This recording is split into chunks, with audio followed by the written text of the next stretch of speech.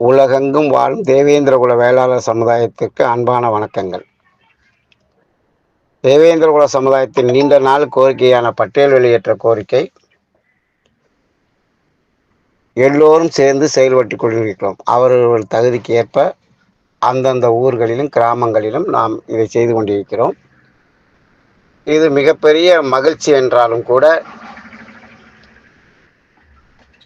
நம்மால் ஒன்றும் செய்ய முடியாது, செய்ய முடியவும் இல்லை. அதை அரசுகள் செவிசாய்ப்பதும் இல்லை. காரணம் என்னவென்றால், சின்ன சின்ன சங்கம் தானே, அன்றைக்கு கூடுகிறார்கள், அப்பொழுது அவர்கள் போய் மறைந்து விடுகிறார்கள் என்ற நோக்கத்தோடு உளவுத்துறையும் சரி, அரசு அதிகாரிகளும் சரி கவனத்தில் எடுத்துக்கொள்வதில்லை. நம்மளுடைய கோரிக்கை எப்படி இருக்குன்னா, ஒரே தலைமையில் ஒற்றை தலைமையில் இருக்கணும். அந்த தலைமைக்கு அதிகாரம் இருக்கணும். அப்படி தான் இருக்கணும். ஏன்னா அது எதுக்காக சொல்கிறேன்னா, நாம் கோரிக்கை வைக்கும்போதோ அல்லது போராட்டம் செய்யும் பொழுதோ மாற்று சமூகத்தினரையோ அல்லது ஆளுகின்ற அரசாலேயோ ஏற்படுகின்ற பிரச்சனைகளை தீர்க்க முடியக்கூடிய ஒரு தகுதி உள்ள ஒரு சங்கமாகவோ ஒரு தலைவராகவோ இருக்க வேண்டும். நான் சொல்லுவது கட்சியே அல்ல. நீங்கள் எந்த கட்சியை வேண்டுமானாலும் இருங்கள், அதை பற்றி கவலை இல்லை. கட்சியில் இருந்து கட்சி சார்பாக நீங்கள் யாரும் இந்த பட்டியல் வெளியேற்ற கோரிக்கையில் கலந்துக்க வேண்டாம். ஆனால் நீங்கள் தேவேந்திரகுல வேளாளராக இருப்பீங்க நிச்சயமாக. அது எந்த கட்சியில் வேணாலும் நீங்கள் இருப்பீங்க. தேவேந்திரகுல வேளாளர் சமுதாயமாக பேரோடு இருப்பீங்க. அப்போ அந்த உணர்வோடு நீங்கள் அந்த கட்சி சார்பாக வராமல் இந்த தேவேந்திரகுல வேளாளர் சமுதாயமாக உறவோடு வந்து இந்த பட்டியல் வெளியேற்ற கோரிக்கைக்கு நீங்கள் ஆதரவு தரணும். சின்ன சங்கமாக இருந்தாலும் சரி, பதிவு பெற்ற சங்கமாக இருந்தாலும் சரி, இல்லை தேவேந்திரகுல வேளாளர் சமுதாயம்னு பெயர் வைத்திருக்க கொண்டிருக்கின்ற கட்சியாக இருந்தாலும் சரி. நான் சொல்லுவது மாற்று கட்சிகள் அல்ல, தேவேந்திரகுல வேளாளர் சமுதாயம் என்று பெயர் வைத்து கொண்டிருக்க கட்சிகள். அவங்களுக்கு இது முன்னுரிமை. ஏன்னா அவங்க பேரே நம்ம சமுதாயத்தின் பேரில் வச்சுருக்காங்க. அதனால் அவங்களும் நிச்சயமாக கட்சி சார்பாக வந்துக்கணும். ஒரு போராட்டம் மிகப்பெரிய போராட்டமாக அல்லது கோரிக்கை ஏதோ ஒன்று அரசு செவிசாய்க்க வேண்டும், அந்த அளவுக்கு இருக்க வேண்டும். அதற்கான தலைமை ஒருவர் ஏற்படுத்த வேண்டும். அதுதான் நம்மளுடைய நீண்ட நாள் விஷயங்களாக வாட்ஸ்அப்பில் நாம் எல்லாருமே பேசிக்கிட்டு இருக்கோம். இப்போ நான்லாம் தமிழ்நாடு தேவேந்திரகுல வேளாண் முன்னேற்ற சங்கத்தை வச்சுக்கிட்டு தமிழ்நாடு அனைத்து தேவேந்திரகுல வேளாண் முன்னேற்ற வச்சுருக்கோம். நம்மளால் முடிஞ்சது லோக்கலில் இருக்க பாலிடிக்ஸ் தான் பண்ண முடியுது. காரணம் என்னென்னா, ஒரு தமிழ்நாட்டில் மாவட்டத்தில் என்னென்ன பண்ண முடியும் அப்படிங்கிற விஷயத்த நம்ம பண்ணுறோம். அதுவும் நான்லாம் தெருவில் இறங்கியோ அல்லது அடுத்த தலைவரை பார்த்தியோ போராட்டம் பண்ணவே இல்லை. அது செய்யவும் முடியல. நான் அதை முடியாதுன்னு எனக்கு நல்லா தெரிஞ்சுதான் அதை நான் பின்வாங்கியிருக்கேன். பட் ஆனால் என்கிட்ட வார புகார்களை வைத்துக்கொண்டு நான் அந்த சிஎம் செல்லுக்கோ சீஃப் செக்ரட்டரிக்கோ அல்லது உள்துறை செயலாளருக்கோ எல்லாத்துக்குமே நான் கடிதம் அனுப்பிச்சிக்கிட்டு இருக்கேன். அதே மாதிரி ஒவ்வொரு மாவட்டத்தில் வர கம்ப்ளைண்ட்டை எடுத்து அந்தந்த மாவட்டத்துக்கு அந்த அதிகாரிகளுக்கு பேசிக்கிட்டு தான் இருக்கோம். அவ்வளோதான் நம்மளால் செய்ய முடியுது. ஆனால் இது சமுதாய சேவை தான், ஒவ்வொருத்தருக்கும் உதவி பண்ணிக்கிறது. பட்டியல் வெளியேற்ற கோரிக்கைங்கிறது எல்லாருக்குமானது, நம்ம எல்லாருக்குமானது. உங்களுக்கு, எனக்கும், நம்ம குடும்பத்துக்கும், நாளைய தலைமுறைக்காக நம்ம போராடிட்டு இருக்கோம். நம்ம முன்னோர்கள் இதை செய்யாதனால தான் இன்னைக்கு நம்ம இவ்வளோ அவமானப்பட்டுக்கிட்டு இருக்கோம், வேதனைப்பட்டுக்கிட்டு இருக்கோம். அதை நம்ம பின்னால் உள்ள சந்ததிகளுக்கு நம்ம ஏற்படுத்திடக்கூடாதுங்கிறதுக்காகத்தான் இவ்வளோ ஆதங்கத்தோடு காலையில் எழுந்திரிச்சு வாட்ஸ்அப் பார்த்தா பட்டியல் வெளியேற்ற கோரிக்கை தான் அதிகமாக இருக்கும். ஸோ அந்த கோரிக்கையை எப்படி நம்ம வென்றெடுப்பது என்பது தான் இப்போடைய நமக்கு இருக்கிற பிரச்சனை. நாம் அங்கங்கே சங்கங்களாக வைத்துக்கொண்டு நாம் போராடுவது சரிதான், அதில் எந்த மாற்று கருத்து கிடையாது. ஆனால் ஒற்றை தலைமையில் ஒரே நேரத்தில் அந்த தலைமையின் கீழ் செயல்பட்டோம்னா நிச்சயமாக இந்த பட்டியல் வெளியேற்றம் இந்த 2024 தமிழ்நாட்டில் நடக்கக்கூடிய தேர்தலையே அதை நிறைவேற்றுற அளவுக்கு, சட்டமன்றத்தில் நிறைவேற்றுற அளவுக்கு நம்ம நம்மளுடைய எழுச்சியும் போராட்டமும் இருக்கணும். அதுக்கு ஒரு தலைமை ஏற்பணும். அந்த தலைமை ஒரு ஆளுமை மிக்கதாக இருக்கணும் அப்படிங்கிறத நான் நம்புகிறேன். அதை நீங்களும் நம்பி தான் ஆகணும். ஒரு ஊருக்குள்ள ஒரே சமுதாயத்தை சேர்ந்தவங்க இருப்பாங்க. அங்காளி பங்காளி சண்டை நடக்கும், சொந்தக்காரன் சண்டை நடக்கும். அதனால பேசாம கூட நம்ம இருப்போம். ஆனா ஒரு ஊரை ஒரு மாற்று ஊருக்காரன் நம்ம ஊரை அழிக்க வரும்போது நம்மளாம் ஒன்று சேர்ந்து அந்த ஊரை எதிர்த்து நிற்போம். அப்படிதான் நம்ம இப்ப எடுத்துக்கணும். தலைவர் ஜான் பாண்டியன் மேலே யாரும் உங்களுக்கு பிரச்சனை இருந்தாலும் அந்த வெறுப்பை விட்டுருங்க. என் மேலே என்ன பிரச்சனை இருந்தாலும் அந்த வெறுப்பை விட்டுருங்க. உங்கள் மேலே எந்த பிரச்சனை எனக்கு ஒம்பதும்பு இருந்தாலும் அதை நம்ம விட்டுறணும். மனசார கலைஞ்சு எடுத்துட்டு தேவேந்திரகுல நீண்ட நாள் கோரிக்கையான பட்டியல் வெளியேற்ற கோரிக்கை மட்டும்தான் நமக்கு கண்ணில் தெரியணும். அதுக்காக நாமெல்லாம் கைகோர்த்து நின்று செயல்படணும்.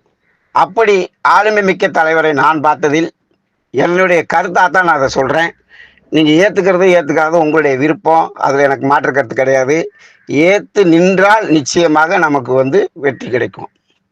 அப்படிப்பட்ட ஒரு தலைவர், அவர் இளமை காலத்திலிருந்து இன்று வரைக்கும் உழைத்துக் கொண்டிருக்கிற தலைவர், அகில இந்திய தேவேந்திர குல வேளாளர் முன்னேற்ற சங்கத்தின் தலைவர் டாக்டர் சான்பாண்டியன் தான். அவர் தான் சமுதாயத்தின் பேரில் அகில இந்தியத்தில் பேர் வைத்திருக்கார். அன்னையிலிருந்து இன்னை வரைக்கும் அவர் தான் தலைவர்.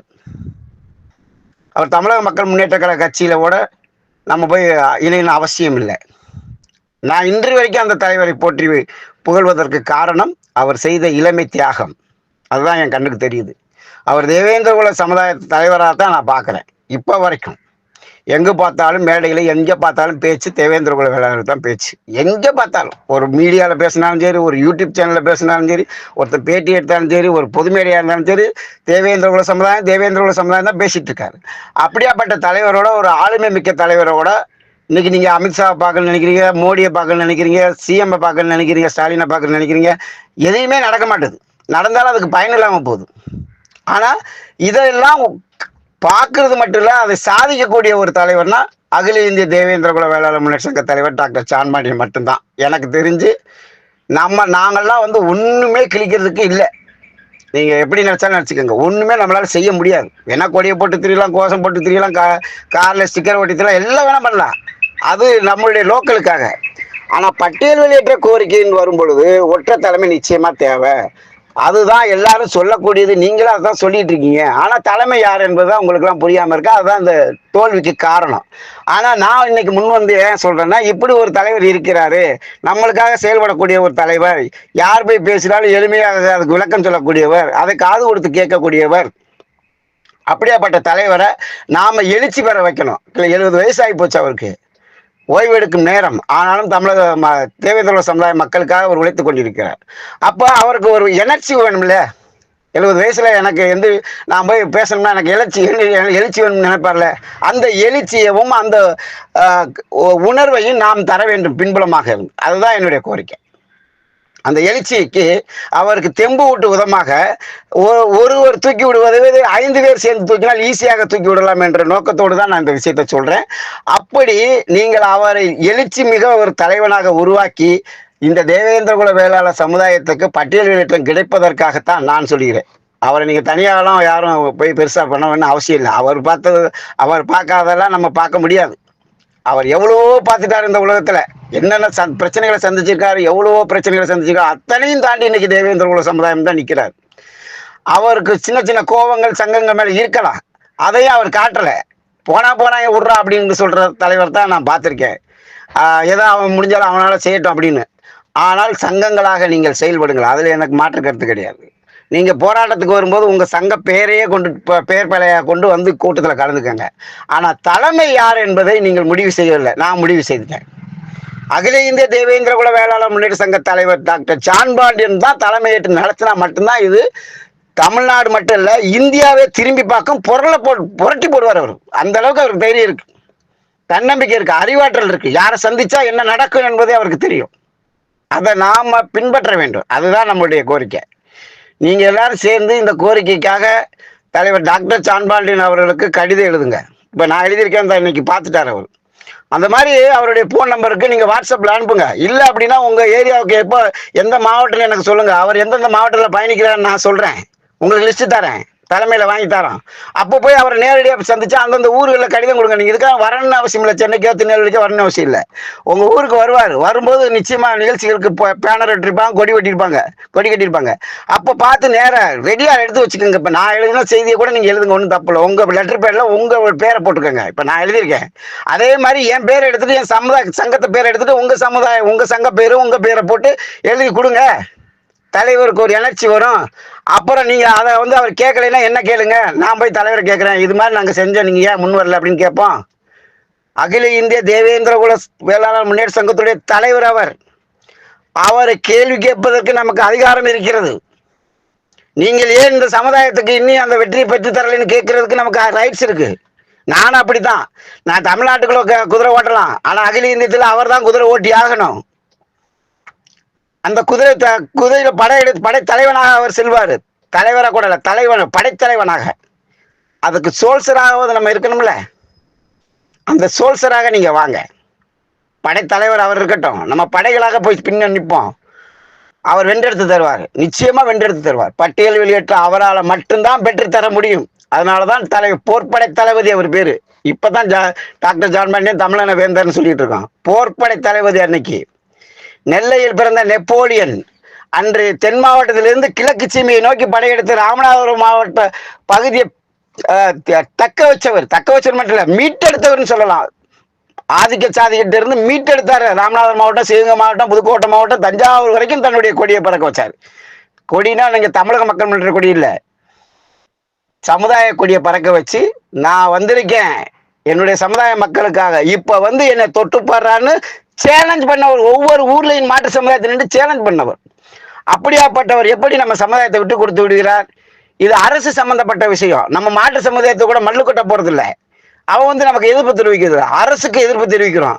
அரசுங்கிறது மிகப்பெரிய இயந்திரம். அந்த இயந்திரத்தை வச்சு நம்மளை அழிக்கலாம், அழிச்சுக்கிட்டு தான் இருக்காங்க. ஆனாலும் அந்த இயந்திரத்தையும் நம்ம இயக்க விடாம செய்யணும். அதுதான் நம்மளுடைய போராட்டமா இருக்கணும். அந்த போராட்டத்தை செய்யக்கூடிய ஒரே தலைவர் யாருன்னா டாக்டர் ஜான் பாண்டியன் மட்டும்தான். நீங்க புரிஞ்சுக்கங்க. எல்லாருமே வெறுப்பு விருப்பெல்லாம் விட்டுருங்க தயவு செய்து. என்ன உங்களுக்கு அவர் மேல கோபதாபங்கள் இருந்தாலும் சரி, அதை விட்டுருங்க. என் மேல என்ன கோபதாபம், நாங்க உங்க மேல எனக்கு கோபதாபங்கள் இருந்தாலும் விட்டுருவோம். ஒற்றை கோரிக்கையான தேவேந்திர குல வேளாளர் சமுதாயமான பட்டியல் வெளியேற்ற கோரிக்கைக்காக நாமெல்லாம் வெறுப்பு விருப்புகளை விட்டுட்டு ஒற்றை தலைமையில நின்று நம்ம போராடினோம்னா இந்த 2026க்குள்ளே பட்டியல் வெளியேற்றம் நிச்சயமா நமக்கு கிடைக்கும். அந்த நம்பிக்கையில தான் இந்த ஆடியோவை நான் பதிவு செய்கிறேன். நிச்சயமா ஒற்றை தலைமை டாக்டர் ஜான் பாண்டியன் தான், அவர் தலைமையில தான் நடக்கும் என்பதை நான் உங்களுக்கு ஆணித்தனமா சொல்றேன். அனைத்து சங்கங்களும் தேவேந்திர சமுதாய கட்சிகளும் தயவு செய்து இதுக்காக ஒத்துழைப்பு தருமாறு உங்களை பணிவன்போடு கேட்டுக்கொள்கிறேன். நன்றி, வணக்கம். தமிழ்நாடு அனைத்து தேவேந்திர குல வேளாளர் முன்னேற்ற சங்க தலைவர் முகவை கே.